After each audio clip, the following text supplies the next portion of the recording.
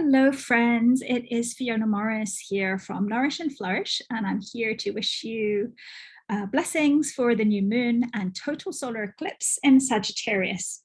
And at the time of this recording, it's almost an hour since the solar eclipse was total at 7:34 a.m. GMT time, which is UK. And the new moon occurred shortly after at 7:42 GMT. So that's the 4th of December for most parts of the world, but it would have been on the 3rd for some people in the more westernmost points of our planet. So the solar eclipse in Sagittarius marks the final eclipse in a series of eclipses that occurred on the Sagittarius and Gemini axis. And in a few days, the nodal axis will be shifting out of the mutable energy of Sagittarius and Gemini, which are also fire and air signs, into water and earth signs of Scorpio and Taurus, which are also what's called fixed, a fixed quality. There are 3 qualities, which are fixed, mutable, and cardinal. So after a long period of mutable energy, it may feel for some of us quite a welcome relief to be shifting into fixed energy at this time. Obviously, the way we will experience this shift will depend very much on our own personal natal chart and the distribution of qualities within our own planets that we have in our chart. However, after a year and a half and more really of things feeling very unpredictable, very changeable, our feet barely touching the ground, moving into the energy of the fixed quality may, for many of us, feel a welcome grounding ability to ground ourselves, to feel more settled, and an ability to focus on kind of the more practical things that we need to do to move forward at this time after a long phase of unrest. So there are many positive things about this, but yes, also acknowledging that with endings and closure comes a lot of grief, a lot of processing of difficult emotions. In some cases, we may be wishing to release things from our past, and in other cases, things we may be forced to move on from phases in our life without our choice. And desire to do so, and that this can appear in many forms, and it will vary depending on the individual. So let's get into the reading. I have given this my reading the heading Release and Realign. We will be looking at how the chart indicates that there's an opportunity to reveal and heal deep wounds, how we may dance with our shadows, and an opportunity to voice our authentic truth. So let's have a look. This is the chart for the total solar eclipse. So here you can see that was at 7:34. This is the chart without any extra additional planetary bodies or positions, and normally I prefer to keep it simple, just looking at any aspects to the sun and moon, because if we start looking at all the things, we can be here for quite some time. However, on this occasion, what you can't see here is the lines that would be created from these planets connecting to this one here, which is known as Black Moon Lilith. Now, this is not actually a planet. It's a hypothetical point on the path of the lunar ellipse, the path that the moon takes in its journey around the Earth, which is actually not circular but elliptical. And in some cases, always, the moon has times when it travels very close to Earth, which is where we're at now. So the moon and sun, the moon is what is in a position which is known as the lunar apogee, which is what's known as a supermoon. So although when the moon is new, it's completely black in the sky, and so it's not visible to the eye, much like the sun is not visible when the moon is passing in front of it, like it did today during the solar eclipse. Every new moon, we have this luminary in the sky, which illuminates the reflection of the sun.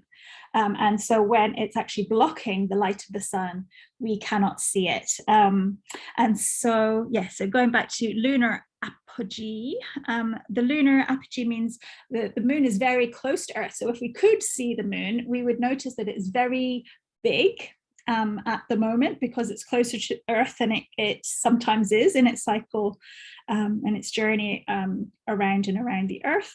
And the point where it would be the furthest away is this one here. So this is called Black Moon Lilith, and it's not, like I say, it's not a planetary body, but it's a hypothetical point, which is if the moon is at the closest point to Earth right now, this is the furthest most point that the moon could be in the cycle. So so it's a solar eclipse, but it's also a solar eclipse combined with a supermoon. So if we thought an eclipse was intense enough already, we've got the added intensity of it being a supermoon, which means it is in opposition to this planet, which has symbolic meaning, which I will share with you shortly. So I just shared this one just to give you a simple kind of look at the aspects. And so on the absolute simplest, we've got the sun and moon conjunct, which means that they're in exactly the same position in the sky. And actually, no, this is the solar eclipse, which happened minutes before the moon was new. So let's move to the new moon. So the new moon was exact at 7:42. And as you can see here, the sun and moon were exactly the same position at 12 degrees and 21 minutes. And Mercury is also in Sagittarius at 15 degrees. And so because they are very closely located to each other, this is what's called a conjunction. So this new moon eclipse is very strongly colored by the energy of Mercury. Mercury is the ruling planet of Virgo, and it's also the ruling planet of Gemini. And as you can see here, there is this very bold red line that is being formed. So this is a 180-degree angle to this hypothetical point in the sky of Black Moon Lilith, which is in the ruling sign of Mercury. So let's have a little look here. So as you can see, there is a lot more lines on this chart than the one before. And that is because I have included the aspects to both Black Moon Lilith and Chiron. These are not positions which are read by more traditional astrologers and has come into astrological chart reading more in recent times, in recent decades, in fact. So they're very, very new kids on the block.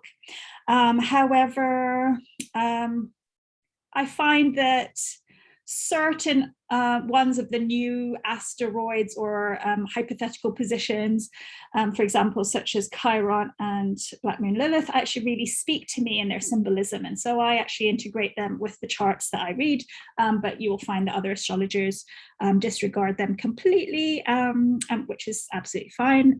Different strokes for different folks. But for me, I'm definitely a big fan of working with Chiron as a healer and healthcare professional. Chiron represents the area of the wounded healer. So the areas of deep wounding, which is can sometimes indicate where we might sabotage ourselves, and having an awareness of this and the symbolism of it within our chart can be very, very helpful.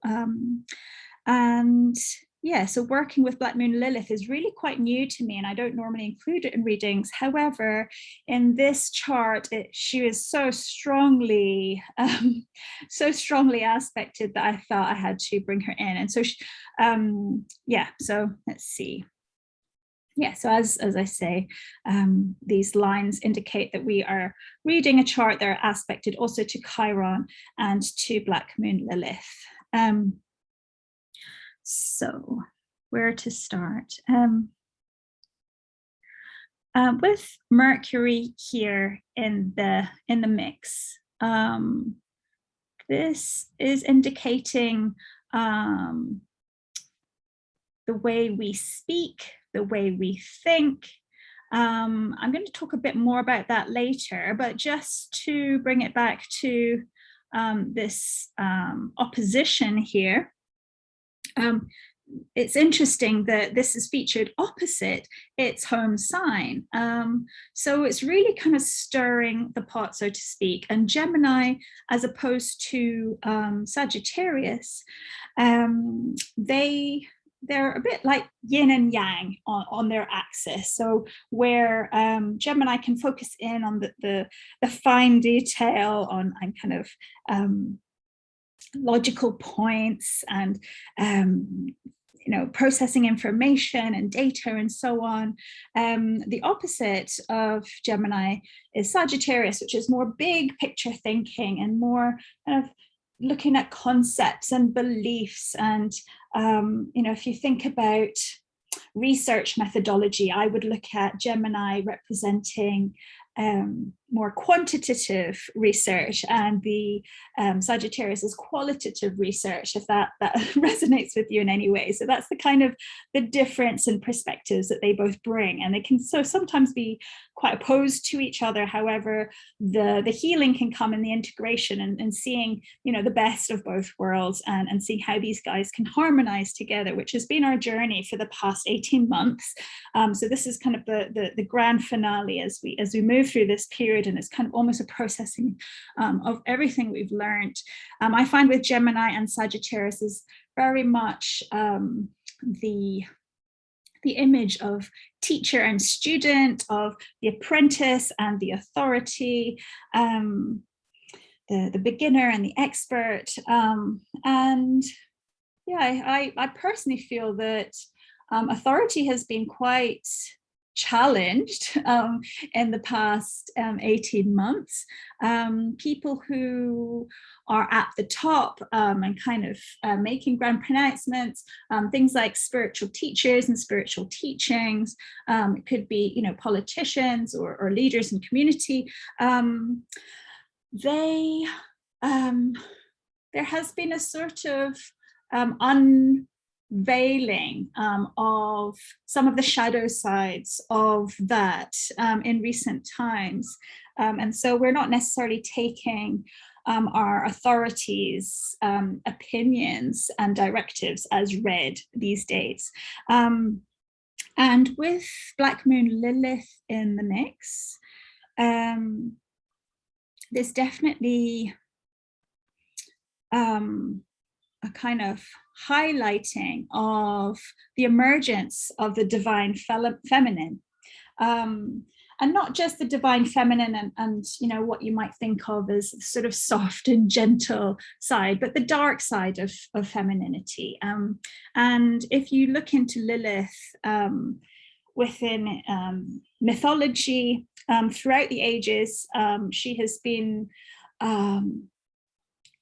there are stories of Lilith in different cultures through different times, and she makes appearances in different ways and so on. I think initially in Babylonian times, but interestingly, in about 1000 BC, she came into Jewish traditional Jewish traditional kind of myth as the wife of Adam. And so she was said to have been created from the same soil as Adam. And this is the Adam from the book of Genesis, who we will mostly be familiar with as the husband to Eve, of Adam and Eve. But yeah, it became popular around this time in ancient Jewish thinking that the serpent actually represents Lilith. And there's different accounts of this. Not everybody will think of that, but I've read it somewhere that some people perceive Lilith as the snake as the energy of Lilith, and so whereas Eve was made out of the rib of Adam, Lilith actually was created as equal, and it was said that she refused to submit to Adam's forcefulness, forcing himself upon her. And so she was banished and reviled and seen as this kind of unnatural woman, and has been branded, so to speak, as the outcast and the sexual outcast. I could go into quite a lot of detail.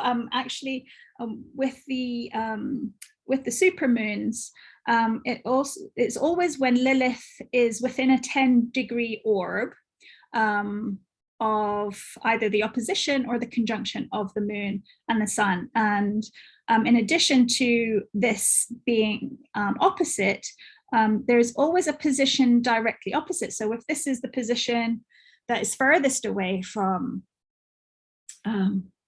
the Earth of the moon, the closest position will have another hypothetical body, which is called Priapus. And Priapus is actually the unhealed male energy, which is actually conjunct all of this. So it's a really interesting kind of healing opportunity for the disowned male, female, masculine, feminine energy within us all and within our communities, within our humanity. As I've been looking into the mythology of Lilith, it's been apparent that this is, some people might say that she was the original feminist, and rather than submitting to a higher power, shall we say, in the form of Adam as the male partner, she refused to submit, and so she's been gossiped about and maligned through cultures throughout history. And it's only in recent times where there's been a sort of reclamation, a kind of almost a healing of the witch wound, which is bringing her back and actually cutting through the gossip and the lies that have been told about this energetic force, this so-called dark spirit, which in fact is, I see it as the disowned kind of shadow within us all. We all have that. We all have Black Lilith in our chart at somewhere in one of the constellation. We'll have it in one area of our chart and one of the houses, and so none of us don't have Lilith in our chart, and so it represents that very raw area where it can seem quite dark, and so where we are maybe fascinated by the dark, but we're also repelled from the dark, and that may be within ourselves or other people. And so, when this energy is being highlighted, and when I say highlighted, this is the energy of the darkness coming into opposition from an eclipse, which is actually a darkening of the sun. And so, there's this kind of almost like needing to go into these dark depths in order to go there, really, rather than brush it under the carpet and pretend it's not something not something that we all experience on one level or another. It's usually, yeah, the dark and ugly and unwanted parts of ourselves and others that we don't want to even address. And so this is forcing us to address it. So yeah, so this can churn up all sorts of things. So just be really aware of it and really loving and compassionate and gentle with that too. And yeah, so let me just click forward.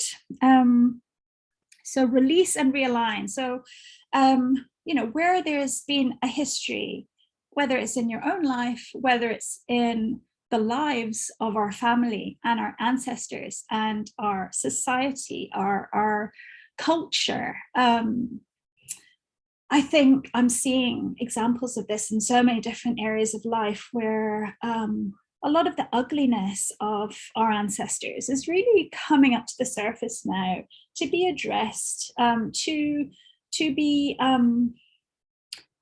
acknowledged, and to allow an opportunity for forgiveness, and an opportunity for ancestors, perhaps, of people whose ancestors have been wronged in certain ways, to apologize. And there have been some instances, I can't recall exactly which countries now, but there have been some acknowledgements of culture's wrongs in the past. And yeah, I think as we're moving into a Scorpio and Taurus eclipse cycle, I think the Scorpio aspect is going to help us continue with this sort of deep purging. So yeah, we've been looking at it from this Gemini Sagittarius dichotomy up until now, and it's now shifting into something a bit more tangible with the fixed signs.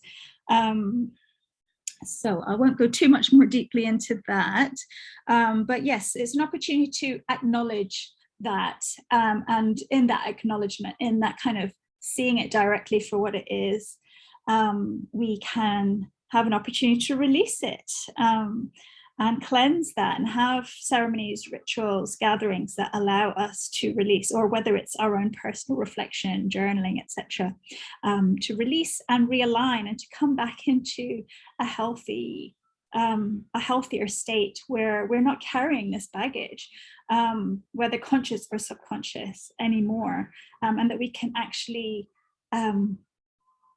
look at the outcasts within society, and on a more personal level, the outcasted parts in our life that we actually can tend to project onto others without owning our own part in it.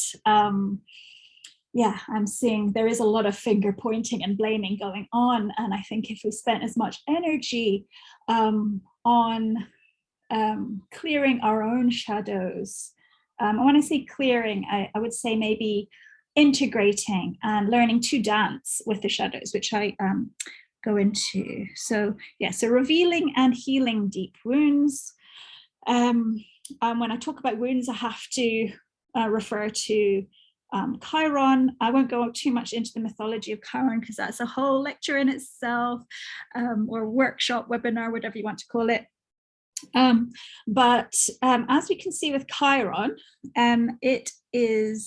there are some lovely blue lines. So the shorter blue line is what's called a sextile to Saturn. Saturn is seen as like quite serious and quite authoritarian planet.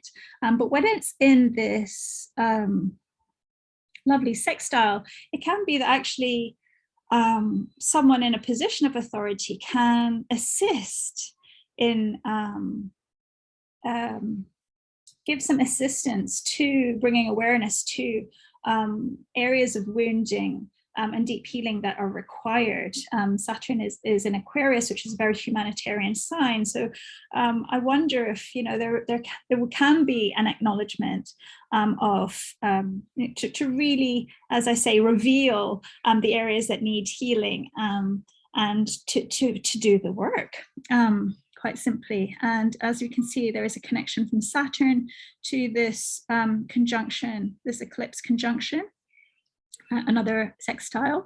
And then there is what's called a trine, which is another harmonious line, a supportive line going to Chiron. And so Chiron often is a very difficult, awkward, uncomfortable energy, but where it's got these lovely supportive lines from the eclipse, which is really quite intense, but it's quite heartening to see these more gentle, soothing, healing lines being placed between these three, at least, if not between these two, which are kind of quite triggering and can be quite provocative in some ways. But in a way, sometimes we need to have it out, shall we say, and you know, pussyfooting around the issue just doesn't cut it anymore. And so yeah, there may be sort of cathartic outbursts or emotional exchanges, which you know, hopefully don't get too out of hand. If you can be kind of conscious and aware that this is coming out of a very raw place, we can have a lot more compassion and awareness. So yeah, we can always keep that in mind. There can be real opportunity for healing in this. So yeah, there's I can see some real lovely aspects that can promote healing on many levels. So I say dance with your shadows, and I'll bring your attention now to this. So we can see there's another lovely sextile and trine between these planets. So just right next to this one here that we were just looked at, we have this sextile to Neptune, which is also sextiling Venus and Mars. So again, that's again that sort of masculine and feminine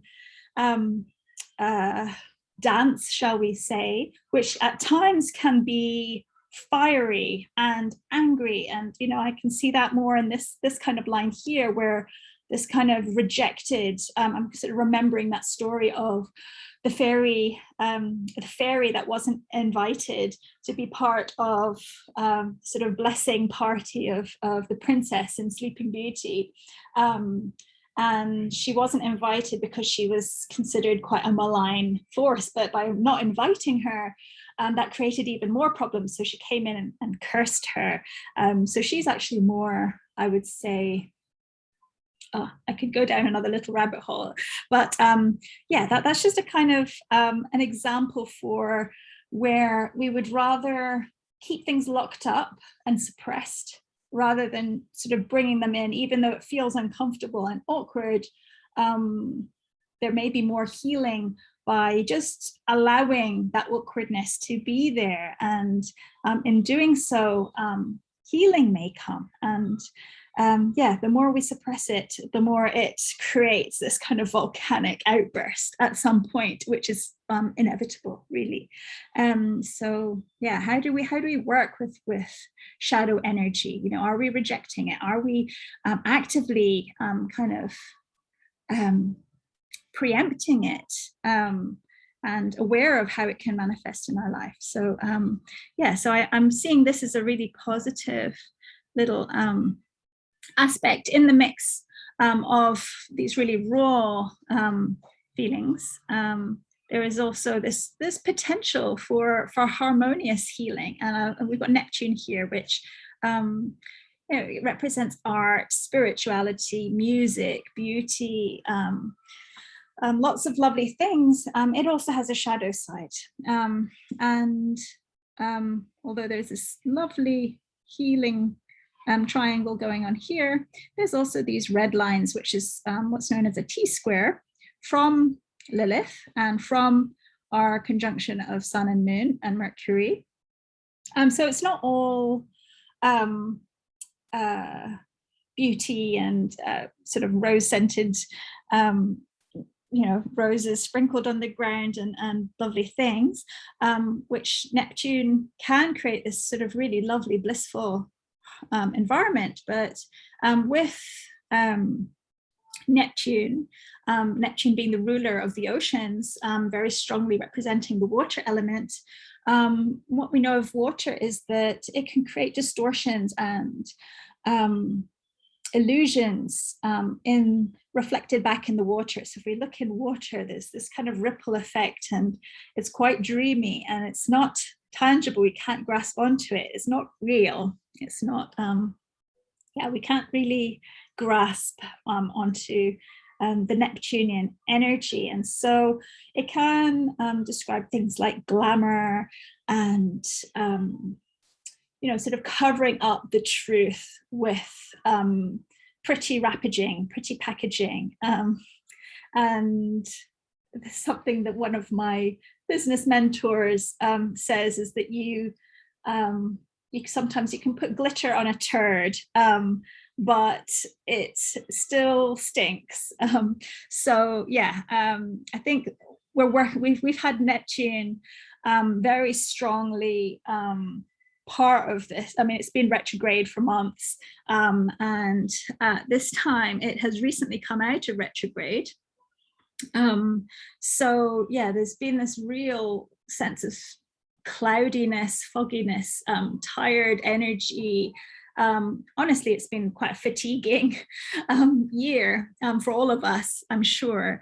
But with it now going direct, I think we can tune into more easily some of the more positive aspects of Neptune while acknowledging, while acknowledging the shadow side. So again, dancing with the shadows.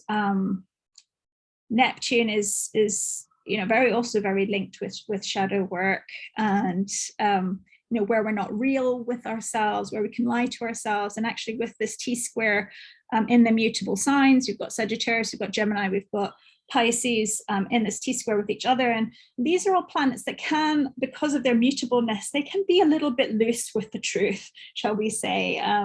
And I think, really spotlighting and highlighting these areas, like eclipsing the energies of this time.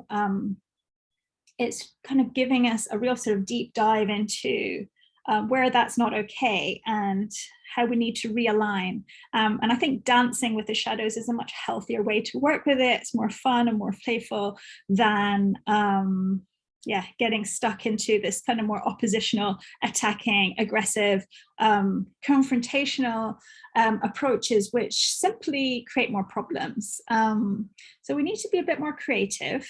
I'm seeing there's this, lovely trine here to Saturn, and we've also got a trine to Chiron here. So yeah, there's some challenging aspects, but there's also some really supportive aspects. So I feel like, with the reading of this new moon and this final solar eclipse in Sagittarius, it's a real whirlwind of emotion. Like it's a whirling cauldron, creating this kind of alchemical potion, which is kind of bitter medicine to take, honestly. But through it, we can connect with truth and authenticity and just cut away and suck out and sort of remove. And I always see Mars as that kind of surgeon who cuts away the warrior with his sword, coming in to, to protect his valor, his honor, and actually be the person who is bold and brave enough to just actually cut away the nonsense. And there's been a lot of nonsense. There's also been a lot of ego and pride. And I think we also have to guard against how that can manifest. It's easy to point the finger outwards, but the anger and pride that I talk about is also needs to be acknowledged within ourselves. Our own shadows need to be highlighted just as much as those outwards, if not more, really, because I think healing starts within. And if we are in denial of our own healing, then everything is only glitter on a turd ultimately, and is all for show, which, you know, Neptune in Pisces, it can just be sort of that that cinema effect of, you know, everything looking beautiful on screen, but actually behind the scenes, there's drama, there's chaos, and it's not all romance and you know, Hollywood glam. So I use this caption, voice your authentic truth, mainly because we have Mercury here.